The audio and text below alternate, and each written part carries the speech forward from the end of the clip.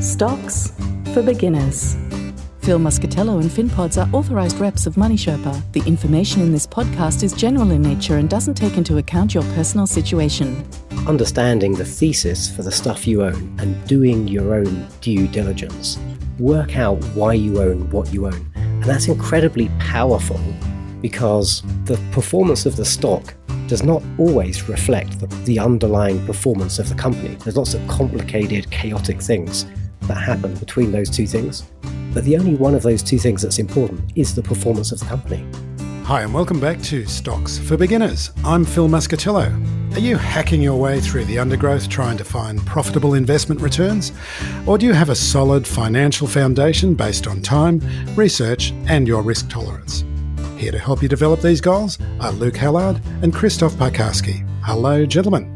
Greetings. Hi, Phil. Great to see you again, buddy. I've been on the show twice before, but I've been looking forward to getting it together a third time. That's right. Well, you've been on the show before, but of course we're introducing Krzysztof for the first time. Luke and Krzysztof are lead advisors at 7investing and hosts of the Wall Street Wildlife podcast. They're here today to talk about their 10 laws of the investing jungle, although today we're only going to be doing 5. Is that the case? Yeah, we forgot the other 5, so...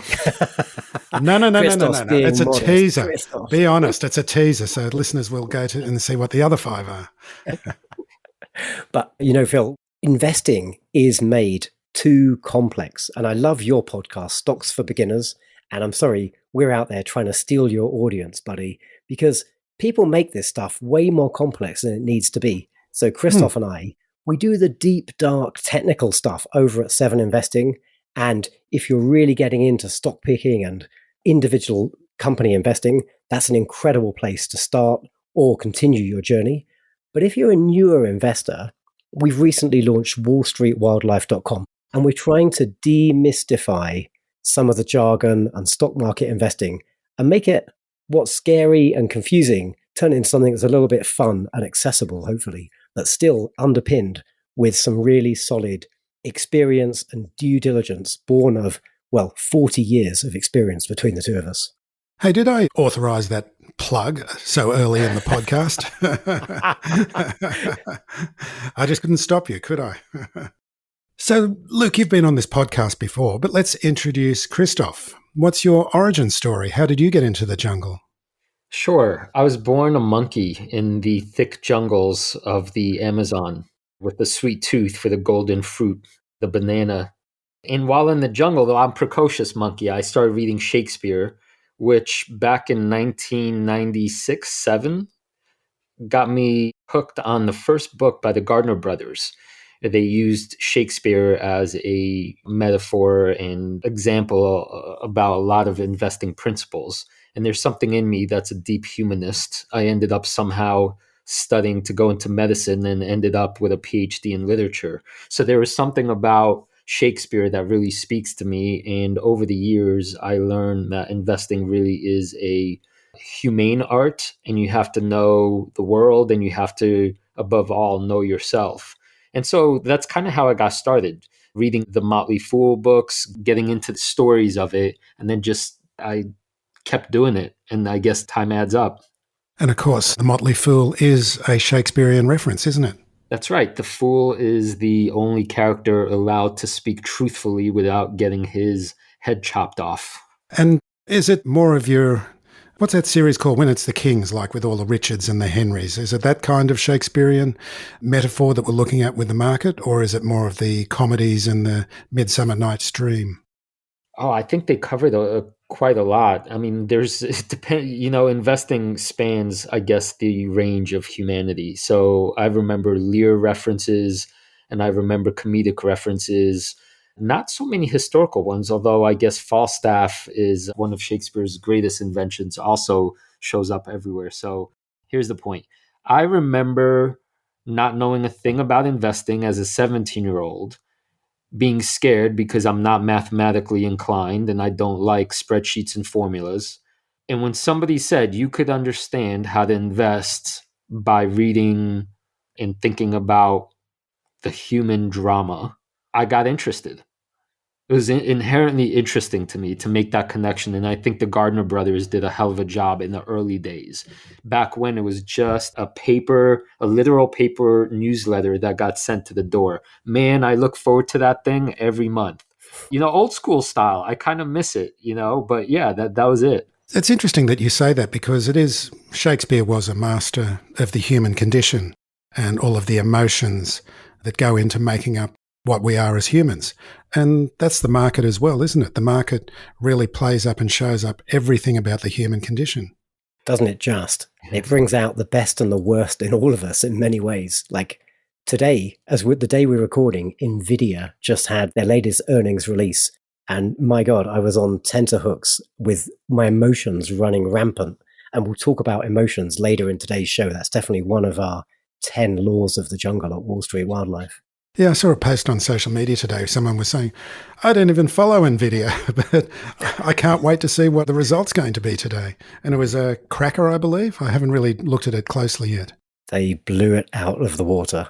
Actually, if you go check out the most recent episode of Wall Street Wildlife, Krzysztof and I have a bet on a flight of whiskey, I think is the bet, over the NVIDIA results. And currently, at this exact moment, I'm winning, but he's definitely in shot of taking the crown.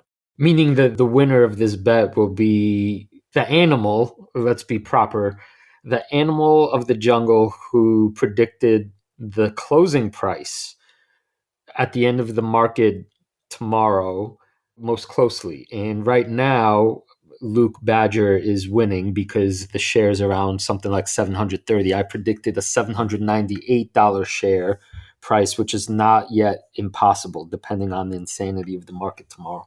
Quite right. And it was interesting because in that episode, I was just listening this morning before recording, and you're talking about artificial intelligence and the importance that you're seeing for artificial intelligence, which obviously leaks into the NVIDIA story because of the amount of processing power that's required. The other side of, for me, and this is something that I've noticed talking to other guests, especially CEOs of startups, it's like the early days of the internet. It's not necessarily going to be the first companies that do artificial intelligence or the internet that are going to make the money, but the ones that utilize it. And so many companies now have suddenly been able to utilize artificial intelligence to really wrangle their data.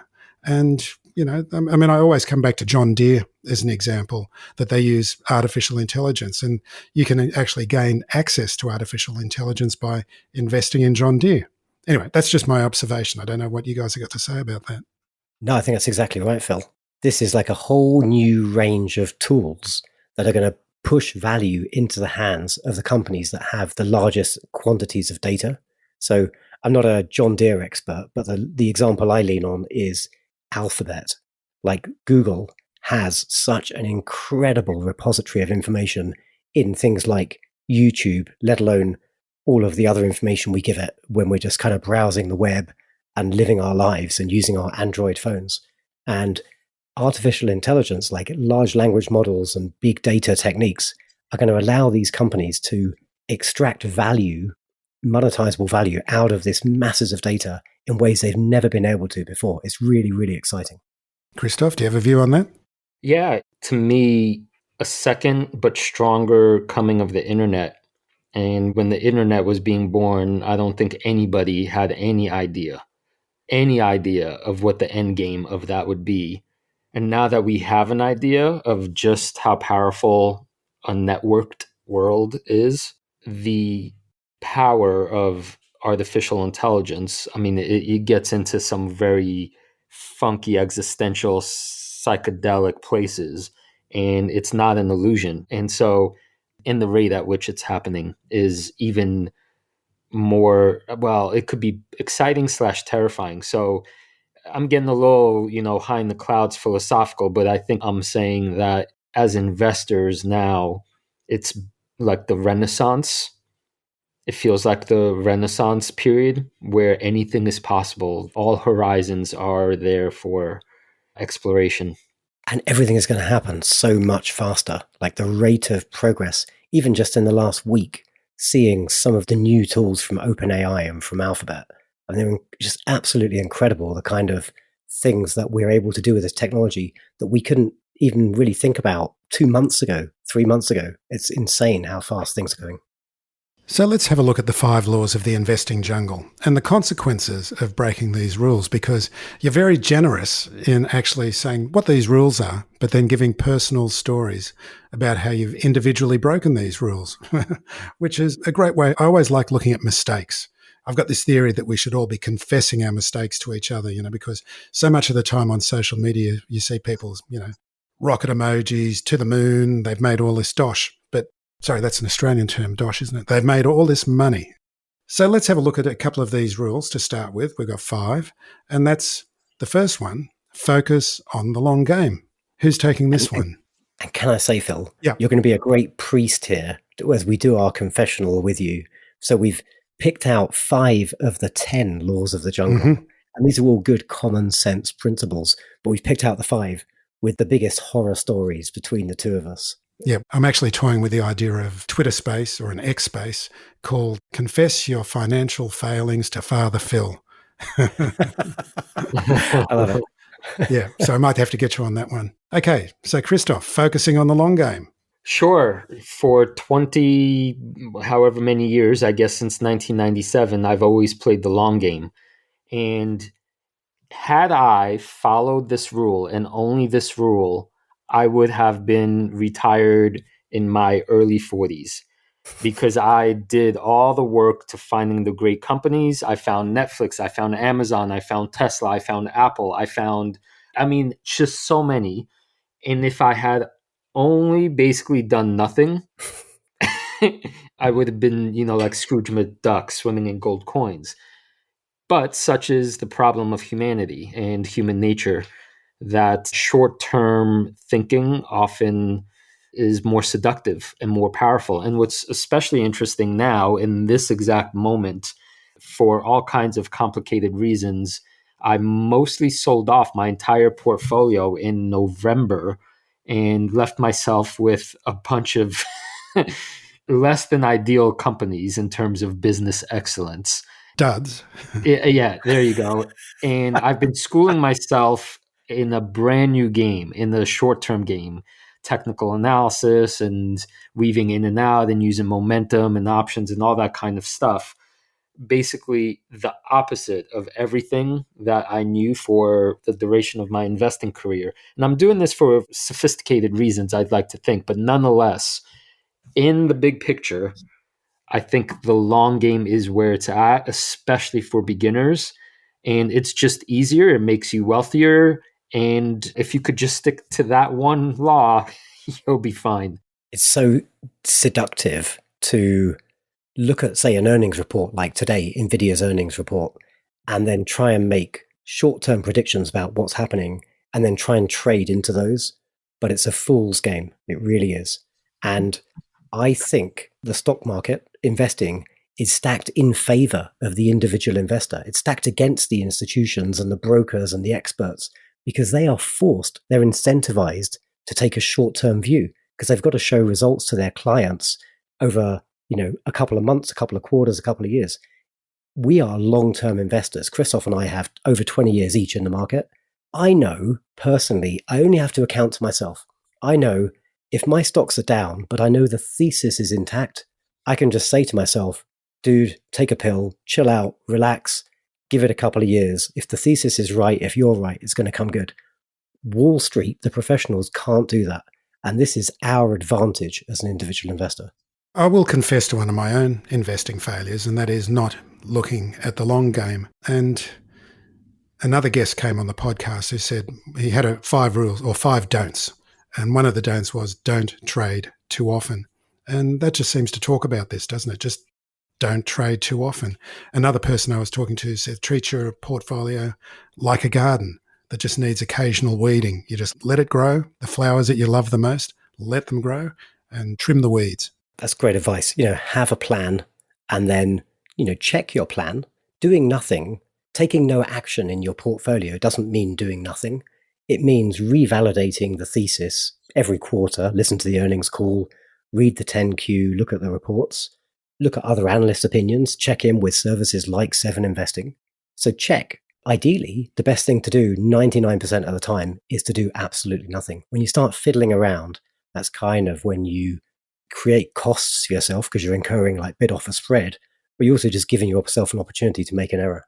And you see that with older investors, that they've got the experience and they know not to be looking at their portfolio once a day, twice a day. You know, I always say the analogy, it's a long-term investor looking at a 5-minute chart because it's just going to do your head in, isn't it? Yeah, the classic coffee can portfolio. Like investors who maybe their grandparents bought something decades ago, it got forgotten about, it was left in a dusty drawer, and suddenly you realize that this investment portfolio during the sort of wrapping up of the will, they're suddenly worth tens of millions of dollars and nobody had any idea. Okay, so the second law that we're going to be covering is chart your own course. And of course, this is one that's really difficult for beginners as well because you don't even know which course to take. Let me dive into this one because I've got my own war story around this that's particularly painful from a couple of decades ago. Chart your own course. That's really about understanding the thesis for the stuff you own and doing your own due diligence. Basically, don't get investing advice from TikTok and from random commentators from Kramer. Work out why you own what you own. And that's incredibly powerful because the performance of the stock does not always reflect the underlying performance of the company. There's lots of complicated, chaotic things that happen between those two things. But the only one of those two things that's important is the performance of the company. And in the long term, going back to law one, if you're taking a long-term view, eventually the stock price will come in line with the performance of the company. So if you're doing your own due diligence, and if you think you really understand the thesis on why this is a good holding, well, if the stock price is down and all your friends are calling you idiots, right, that's actually a kind of good sign that you've done your work, and knowing the thesis well allows you to sort of stick with the story and see through the bad times. Now, that doesn't necessarily mean if something's gone wrong and the thesis is broken, you kind of hang on for dear life. It just means you understand, and your decisions, and ideally your inaction, is driven by your own comprehension of the investment thesis and where the company performance is at, not what the stock price is doing. That's the least relevant metric of all the metrics I look at on a daily basis. And what about your war story? Yeah, so it's not stock market investing. Many, many years ago, a couple of good buddies were buying investment properties in Spain, and they got lured in by some slick salespeople. And instead of buying one property, they decided to buy two. So they said to me, because I had a bit of cash, I just sold a house at the time. They said, "Hey, Luke, do you want to come in on this deal?" I trusted these guys. I still trust them. They're smart, super great guys. I threw in a significant amount of money for myself at that time in my life. I didn't do my own due diligence at all, and it went very badly wrong. And I realized that the moment I got to Spain to sign the contracts, and that should have been the point where I went, holy hell, like I've made a big mistake here. But I in for a penny, in for a pound. And that turned into one of the worst deals of my life. But I learned such a powerful lesson about doing my own due diligence. I think that's repaid me in the last decade. Charting your own course is really difficult. And I know I said that right at the start, but it's like you've got to have a good thesis and strategy to begin with. I mean, I just think about all these people that are sitting on lithium stocks and, how much money they've lost over the last 6 months to a year doing that. And there's so many true believers still that lithium is the story. Are there any tips in just trying to work out what the course should be taken and to avoid that kind of mistake? I think it's always helpful to seek out the bear case. I actually had a debate on Twitter just this morning around a company called Palo Alto. A debate on Twitter. That's a nice way of putting it. Yeah, exactly. And I posted, there's a company called Palo Alto Networks, which I'm a bull on, and I own this company. And I think it has a great long-term trajectory. But last night, overnight, down 25% for good reasons. Like the company has probably misstepped a little bit. And I posted a critique on Twitter. And one of the replies to my critique was, "Oh, this is clickbait." So there you have an investor. Presumably they found me because they've seen the Palo Alto ticker and they're just dismissing my critique, not realizing I'm actually bullish on this company. So if you close your ears to dissenting voices, you're kind of closing your mind to the possibilities.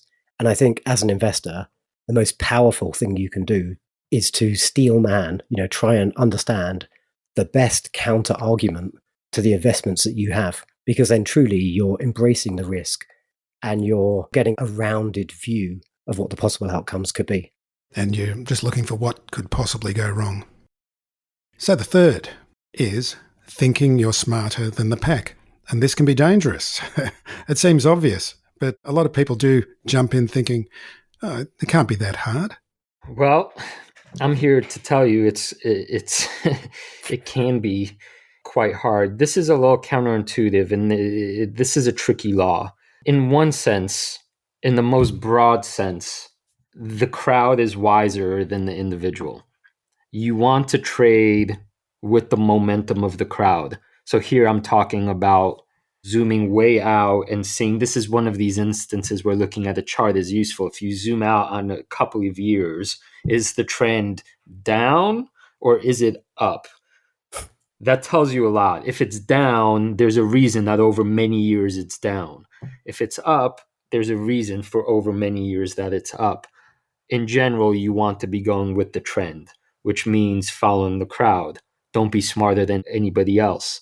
The exceptions to this, I would say, is if you have yourself some expertise in a particular domain, because by profession or because you know some people intimately who work on the inside, and you have not insider information in the legal sense, but you genuinely know things that most people don't, then you can begin maybe trying to take some side bets because the market hasn't yet figured it out. But it's dangerous. It's not necessarily wrong. It's dangerous. My most horrific war story is a recent one. I had done more research on one particular company than I ever had before in my life. I became absolutely obsessed with it because it was seemingly too good to be true. And because I've been doing this a long time, I knew I couldn't just believe the story. I had to do the work. And then I did the work, and it still appeared to me like a, once in a lifetime kind of thing. And that's when I lost the plot, because I began thinking I'm smarter than what the market was telling me. The story's not over, by the way, and I'm talking about the young zinc bromide company EOS Energy. But I lost a lot of money because I bought options and it didn't work out in the time frame that I thought, and basically my big brain messed me up. So invest with the crowd usually. And it does, being a long-term investor, you have to be disciplined, you've got to be patient, but probably key in this rule, you've got to have a healthy dose of humility. Like if you think you're smart, you're probably going to get your backside spanked. Be humble. Yeah, it's always a good Absolutely. idea. There's a million ways to invest in stocks. It can be confusing, stressful, and costly, but by following a few simple rules, you can avoid many common investment traps and unwanted anxiety. What if you were able to follow a team of tenured advisors with 3 PhDs and 100 years of collective investing experience who provide you with 2 new picks and 5 best buys every month? A full buffet, if you will, of innovative, well-researched ideas for you to choose from. 7 Investing might be for you. They want you to invest for the long haul in great companies with great leaders who can compound capital for years. 7 Investing are pleased to offer listeners of this podcast a free trial for a week and 15% off the annual price if you sign up using the promo code Stocks for Beginners. That's only $170 per year, 15% off the regular price. Believe me, this is solid research from experienced advisors who live and breathe the markets. So go to 7investing.com. That's the number 7 Investing, and use the promo code Stocks for Beginners, all lowercase, one word, to get your absolutely free trial and discount on the annual premium plan. That's 7investing.com, and that code again, Stocks for Beginners. I receive a small commission for services that I recommend, and this helps me to keep this show trucking down the highway. I only recommend services I use myself. I know from the technical side of things that people look at technical trading as being like necromancy or reading tea leaves. They're looking at a chart and looking for patterns that are going to predict the future. But the way that you describe it, Krzysztof, is really, really good, because you really do want to just look at a company, look at it over a long time frame, look at the direction it's going in, and you just avoid the ones that are going from top left to bottom right. It seems like a basic screen that you should put on any kind of company that you're considering for your portfolio. Yeah, I have, I think, healthy respect, newfound respect for the technical side of the game. But first of all, I know the long term game inside and out. And so I'm not confused. And I am very aware that there are different rule sets, and it is possible to master different kinds of rule sets and be good at both. It's just that the technical side, it lives on probabilities, and in the land of probabilities you will be wrong very frequently. So it's kind of like Luke and I talk about poker all the time. Even if you're a skilled poker player, you sure as hell could have a run of bad luck over like weeks. You'll have some professionals in Vegas, tearing their hair out because the cards just ain't coming. And in those situations, I went on a 6-month bad run once. It can last way longer than weeks, and it hurts. yeah, right. And you start questioning everything. So that's why, for beginners especially, avoiding the technical stuff is the way to go. However, exactly like you were saying, once you know what you're doing and forget the tea leaf. I mean, some people approach it with tea leaves and they try to sell you snake oil. You'll find those people and you'll know that they're salesmen, not authentic practitioners. But the authentic people, they are doing what poker players do. They're looking at what the price is telling them. They're analyzing patterns. The stock market is run by humans. Humans are creatures who fall into predictable patterns. And more often than not, the patterns play out. It's just that to get good at it and figure out how to make money, that's the hard part. But I think the most important takeaway is, yes, the one I said earlier. In the long horizon, I would encourage all investors, when you think of buying a stock, look at the 5-year view. If it's from low to high, you have a green light. If it's from high to low, you're betting against what the planet is telling you. And that's probably not going to work out. Well, Phil, we have this debate all the time. I'm going to let Krzysztof have that one just because he said 5-year view. But I know you look at shorter charts than that, buddy. I know you do. That's right. That's right. No, but that's important to point out here, that we're not talking about a course where you're going to be learning all the patterns and the pennants and the heads and shoulders and all of those technical kind of things. Just one of those really basic things about looking at the direction of the share price and using it as only one of your criteria for buying a company. Is that right? Yeah, that's right. So what I would say, right, I think Luke is chastising me for partly good reasons. What I'm doing now, specifically in this phase of my new investing exploration, I am playing with short-term charts, and I've looked at even charts by the minute and by the day, by the outright. That is, again, like a different game, but I know that's the game I'm playing. What I'm saying is, don't dismiss charting completely as fortune telling. For the long-term investor, if you look on that broad horizon, it tells you a really important piece of data. Maybe just to give Phil's listeners a little insight into the argument we have literally every week, because this stuff is mumbo jumbo. It is absolute garbage. The right way to invest is very simple. Ignore the price, ignore these charts. Literally find the best quality companies in the world and hold them for a long time. That's literally it. There's nothing else to it. Everything else comes from that. And here, ladies and gentlemen, is the sectarian divide, technical versus fundamental. Okay, let's go and have a look at point number 4, build a resilient portfolio. And I guess, Luke, that's what you were just talking about and referring to. It is. And I suppose the technical word for this is diversification. We tried to come up with some kind of fancy jungle-oriented analogy. A sudden drought in the market can wipe out the fortunes of those who focus too narrowly. It's about looking at the stocks you hold, or the different instruments you hold, and making sure you've got a good mix, healthy mix of high risk and low risk, geographical diversity, big companies and small companies, companies in different industries, companies that serve different types of consumer, companies that may be defensive and perform really well in a really tough recessionary environment, such as the one we might be going into. And then also the wild, hyper-growth, crazy tech companies that do well in a zero interest rate environment where everyone's going to go in growth at all costs. If you can diversify effectively, and also, by the way, if you're an older investor or if you're nearing retirement, maybe mixing in some fixed income, some bonds, some other stuff. I'm not a great fan of that stuff, but that certainly has a place depending on your own personal risk tolerance. If you build a diversified portfolio, which is, frankly, you could be diversified with as few as 12 to 15 companies. I probably have the majority of my own investments. I think I've got something like 80% of my invested capital in my top 15 companies. And I said to Krzysztof on a recent episode, I'm hoping to get a bit more concentrated right now. So I'm going to try and get down to 80% in my top 10 by the end of, I think I said 2025. Always make small moves. I hate making like big decisions. I like to nudge myself in different directions at different times, depending on what the bigger environment's doing. But yeah, if you can avoid the siren call of putting all your resources into a single target, you reduce your risk materially, but you can still retain alpha. You can still retain the ability to beat the market if you're owning good quality companies across that diversified basket.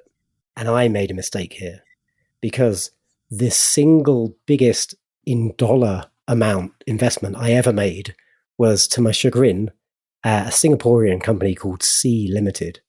And I was on the sidelines for many years watching the company, and I couldn't invest in them because of the nature of my weird sort of tax efficient UK investment account. And then suddenly I had a different kind of account that did allow me to invest in Southeast Asia. So I jumped into Pty Ltd with both feet, bought a much bigger position than I normally would as a starter position. And then, well, today, as of the time we're speaking, I think I'm down 80% on the biggest dollar amount I ever put into the stock market. So that's still stinging. And that, whenever I open my portfolio, that one hurts my eyes the most. Oh, good to hear a profound failure. Is part of the resilient portfolio also trying to trim out the ones that aren't working? I mean, on what sort of basis are you doing that? And we referred to this a little bit earlier in the episode. Yeah, it's interesting. Like I was chatting to a friend about this just a few days ago. Why would you sell?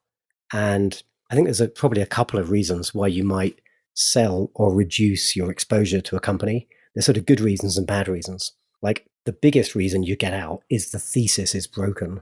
The reason you were invested in this company no longer exists. Maybe a huge competitor came along, the market dynamics changed, leadership made like a really fundamental thesis breaking decision, possibly like Palo Alto Networks yesterday, although I don't think they did, just to be clear.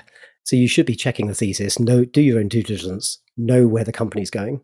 If something's fundamentally broken though, don't be slow in getting out. That's the advantage. We don't own houses and these big illiquid investments where it takes months to transact.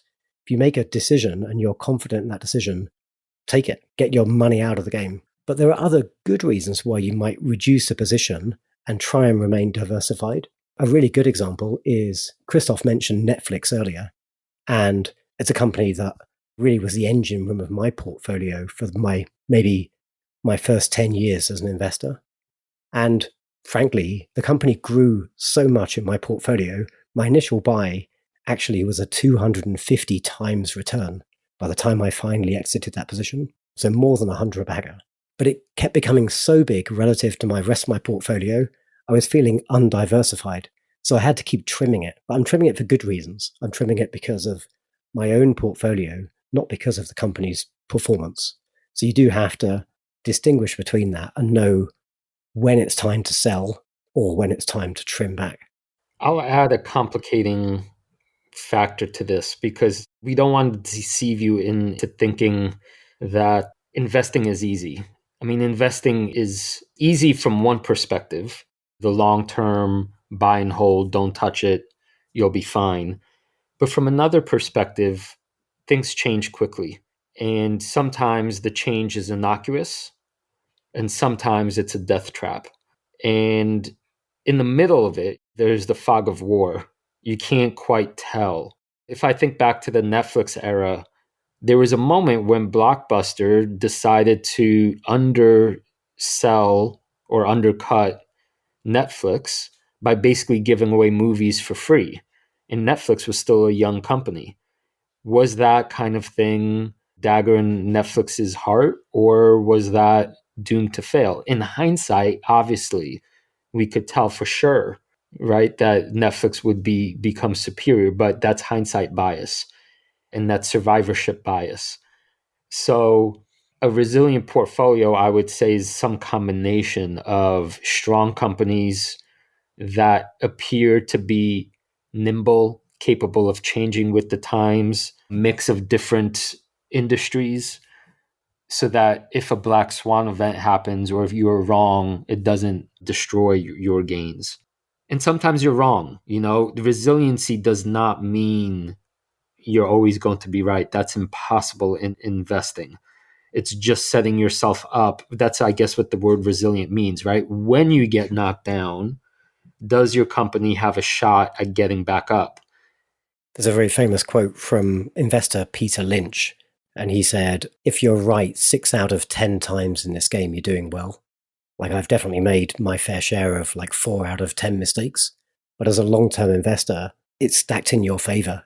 Even if you're actually only right 2 or 3 times out of 10, if you're investing in the right companies, you're making such a return on those small number of companies that it far outweighs the losses on, maybe your greater number of mistakes. Okay, well, let's have a look at the last and the fifth law of the jungle, and that's build wealth on fundamentals, not rumors, which seems really easy, but it's so hard to resist the siren call of someone saying, oh, this is a really good stock, this is a really good story. And again, it's about the storytelling, isn't it? I would say, yeah, maybe I'll take the lead on this and turn it back to you, Luke. This is big for me. It's why an investment service like 7investing, I think, has so much value, because over time, you begin trusting the people. There's no charlatans pitching you snake oil. You develop that trust over time. You listen to whether the person making the pitch has the capacity to admit mistakes. Can they see the bear case? If so, then they're probably giving you their most hard-earned, well-informed information that's out there, and you then do with that what you will. That is very, very, very different from strangers taking candy from strangers on the internet, where you have no idea, right, what their motivation is. You have no idea what's going on behind the scenes. And that's, I would say, predominantly what's going on.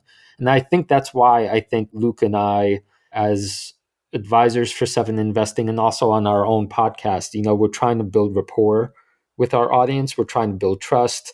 We're trying to be as transparent as possible, confessing to you, Father Phil, so that people can then trust us. And there's something very authentic, I think, about being a team. One thing I really value about 7investing is we're not afraid to constructively attack each other's theses on the stocks that we recommend. And every month, if you're a subscriber, you get a video where we're literally trying to pull each other's thesis apart. When I was pitching stocks for 7investing, it's scary, but also it forces me to do a really diligent job, because I know I've got to face a grilling from 4 other experts. And that really contrasts, I think, with getting advice from, say, Reddit's Wall Street Bets or from TikTok. It's like going to the racetrack and asking the most excitable punter which horse to bet on. Like, super entertaining, really funny, but these forums, they're amplified by excitement over quality analysis. And at companies like 7investing, we strive to have a really transparent track record. If you're a subscriber, you can see all of our recommendations back years and years. You can see the price we recommended the stock at, and you can see the price today and how we're performing versus our benchmark, which is the S&P. And we're not hiding behind and deleting. Post 2 tweets, one that says stock's going to go up, one's going to go down, see what happens, delete the one that was wrong, and you look like a genius. There's none of that shenanigans. This is all genuine stuff. And of course, 7investing is made up of Simon, the boss, Simon Eriksson, Luke, Krzysztof, and Anaban, and Dana as well. Yeah, it's a solid team with a really broad range. It's a solid team, and you're covering different sectors of the market very much, aren't you?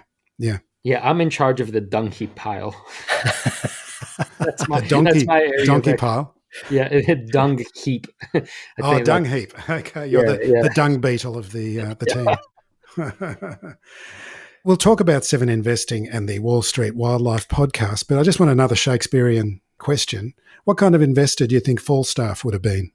Oh man, that's a great one. Because he was a buffoon, but he was a smart buffoon. Yeah, that's a great question. He would have been an options trader.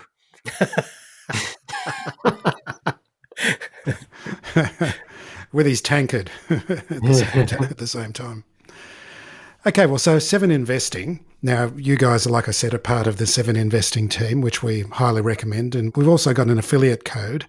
If you go to 7investing.com, you can use the affiliate code Stocks for Beginners for a significant discount on a subscription, which we all highly recommend, don't we?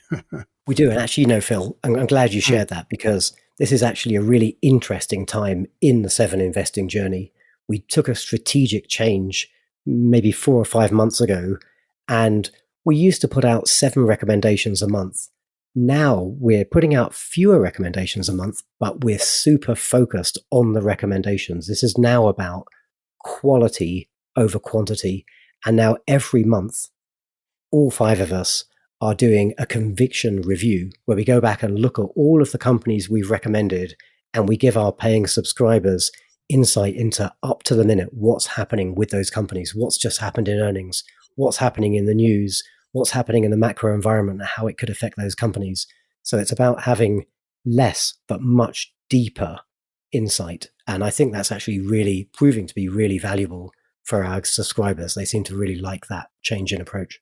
Yeah, and I'll make an obvious pitch if I can. There's a subscription like this, it will pay for itself over and over and over and over again. So sometimes, you start from, I can't afford $100, whatever, seemingly a large amount of money you think it is. But when you realize that 5 years from now, that will have made you in the tens of thousands of dollars, the difference in magnitude is gigantic. So sorry for the sales pitch, but it is one of those common roadblocks.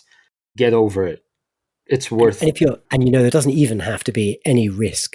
If you're coming in as a new member, do please use Phil's affiliate code Stocks for Beginners. But right now we're still running a $1 trial membership for a week. Come and check us out. Have a look for $1. If you don't like it, it's cost you $1. Okay, now the Wall Street Wildlife podcast. We'll put a link in the episode notes and the blog post. And also listeners can get a link to download the full set of the 10 Laws of the Jungles, which we're very excited about to be able to swap this. Yeah, we've just published these very recently. We went through probably five exciting laws of the jungle where we had some real war stories, but we have 5 equally compelling laws of the jungle. If you want to come to wallstreetwildlife.com, and there's a download link there where you can download our 10 laws of the jungle. And if you enjoy the content, and if you enjoyed Krzysztof and my banter today, on our own podcast, we're much ruder. There's a lot of swearing that gets bleeped out, and I'm definitely go after him week after week with his technical trading nonsense. Then you can find us on YouTube or on any podcast platform, Wall Street Wildlife. And we're both on Twitter as well. And we welcome your attacks and constructive feedback. What's your Twitter handle, Krzysztof? It is at the number 7 Flying Platypus. And I'm at 7 Luke Hallard. Luke Hallard and Krzysztof Piekarski. Thank you very much. It's been great chatting with you guys. Thank you, Phil. Thanks, Phil. Thanks for listening to Stocks for Beginners. If you enjoy listening, please take a moment to rate or review in your podcast player, or tell a friend who might want to learn more about investing for their future.